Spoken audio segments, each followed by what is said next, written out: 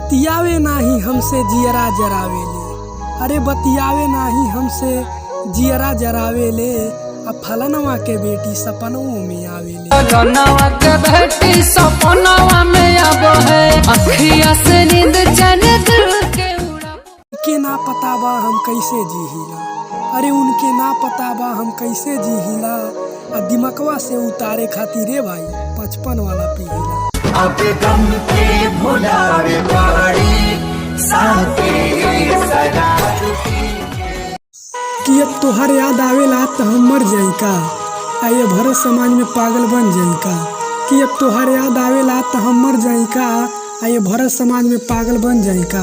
अरे ई पागल बहो दिलवा तुमके पावेला, अरे ई पागल बहो दिलवा तुमके पावेला, पानी के जगह जहर घोर के पी जाए का, बोला ना ये जान। याद तो हर अपना दिल में दबाई के रोई। अरे गम में तना जियत रहनी बाकी तूहू जिए के सिखा गईलू, अरे गम में ना जियत रहनी बाकी तूहू जिए के सिखा गईलू, आ कल अपना आँख से देख लेनी है जान, तू पैसा पे बिका गईलू। अब पैसा पर प्यार बिकाता हो।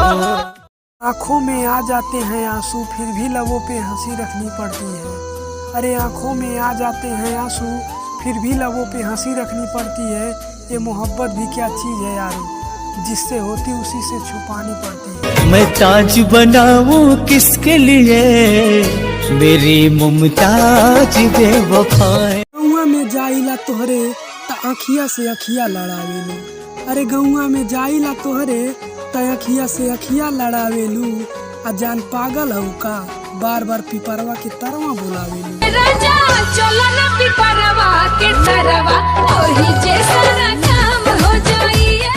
तोहरे हई तोहरे रहब मरते दम तक भुलाइम ना, तोहरे हई तोहरे रहब मरते दम तक भुलाइम ना, आ कौनो गलती भइल होई त माफ करिया ये हमार जान, आज के बाद तोहे कबो सताइब ना। खुश रहा ससुरा